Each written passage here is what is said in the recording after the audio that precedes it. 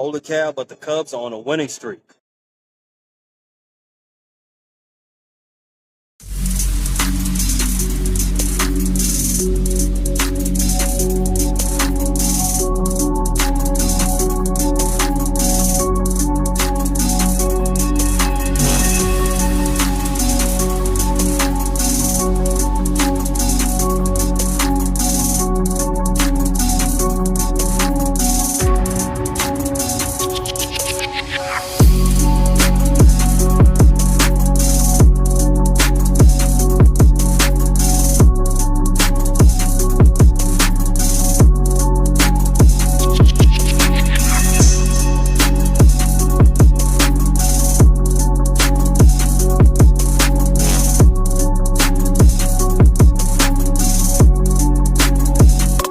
Welcome, Cubs fans, to Holy Cow, your go-to source for Cubs recaps and rants here at the Frustrated Chicago Sports Fan channel.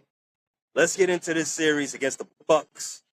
Series kicked off on Friday with the stupid-ass 3-2 loss at Wrigley Field.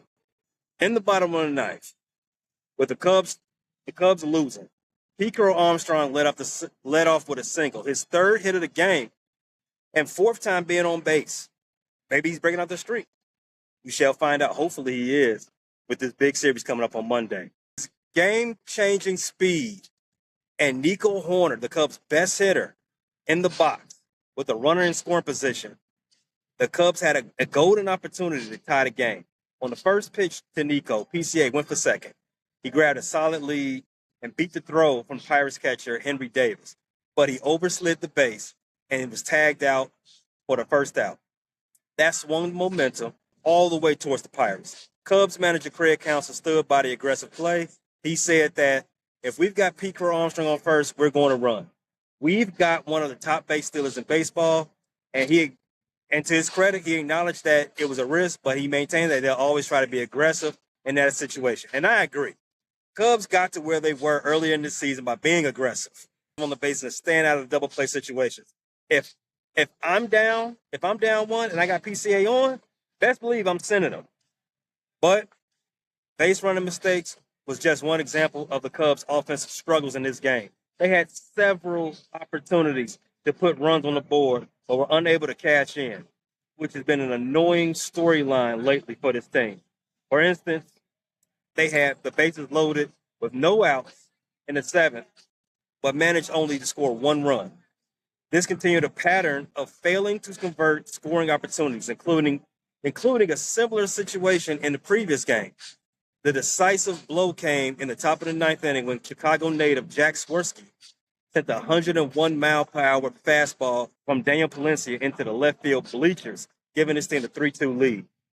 Cubs offense wasted another solid pitch performance. Colin Ray delivered a solid start from the Cubs, allowing just one run on 3 hits in 5 innings with 5 strikeouts. Cubs, they came into this game with an impressive 14-6 record in games Colin Ray had started. After Friday's disappointment, the Cubs bounced back on Saturday with a 3-1 victory over the Pirates.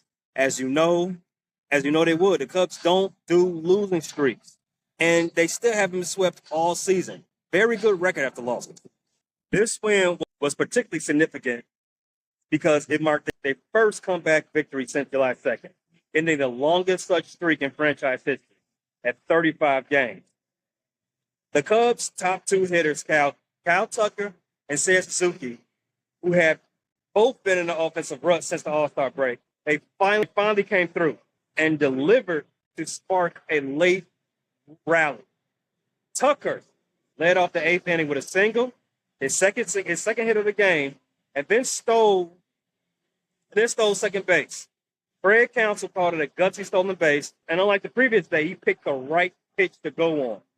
Suzuki followed with an RBI single to center field, his 9th RBI since the All-Star break. Gave the Cubs a 2-1 lead. Then Nico Hoerner added a vital insurance run with an RBI double later on. The win was largely supported by another brilliant pitching performance. Shota Igamenaga allowed just 1 run on 3 hits with 6 strikeouts over 7 innings against the Pirates.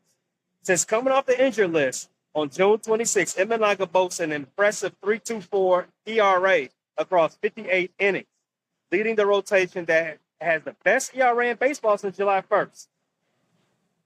However, even in victory, the offensive struggles in key situations were evident. In the sixth inning, Cubs had runners on first and second, with no outs, and they still couldn't score. All in all, it was a much-needed ball game that the Cubs had to have. They wrapped up the series against the Pirates with a 4-3 win on Sunday. The victory keeps the Cubs in the top spot of the National League wild card. The Cubs have a terrible record on Sundays, but they have an excellent record with scoring first. 50 wins and 12 losses entering Sunday when they get up on the board first. Ian Happ drove in PCA with a RBI single in the second inning which gave the Cubs an early lead. Ian Happ finished the day with 2 for 3 with a walk. Dansby Swanson, who has a well-documented struggle with hitting with runners and scoring position this season, came to the game batting 174 with a 480 OPS in those situations.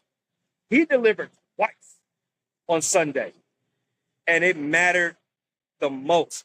He hit an RBI double in the fifth inning to play Ian Happ and had the game-winning sacrifice fly in the eighth inning with the bases loaded to bring home Carson Kelly. On the pitching side, Javier Assad made his second start of the season, allowing just 1 earned run on 5 hits in 4 innings. Fred Counsell, he's managed the bullpen tremendously. He brought up Taylor Rogers and Ben Brown for length after Javier Assad was pulled, which allows him to keep the bullpen arms fresh for this 5-game series against the Brewers. That is crucial given the Cubs' demanding schedule ahead. And they got a doubleheader on Monday. You got to have bullpen arms. Counsell also did say that Owen Casey will be involved tomorrow in that doubleheader against the Brewers. For those wondering why the prospect hasn't been playing much since he was called up. Let's see if the kid who might be the right fielder of the future, let's see what he's got. And this is a big spot to see what he's got.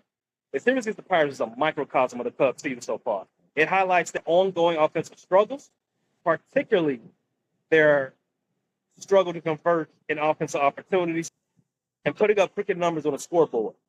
No matter, the starting pitchers led by Imanaga and you're getting solid performance out of Colin Ray, Assad, and all the rest, it remains a significant strength for the Cubs. They lead the league in ERA since July 1st, as I said.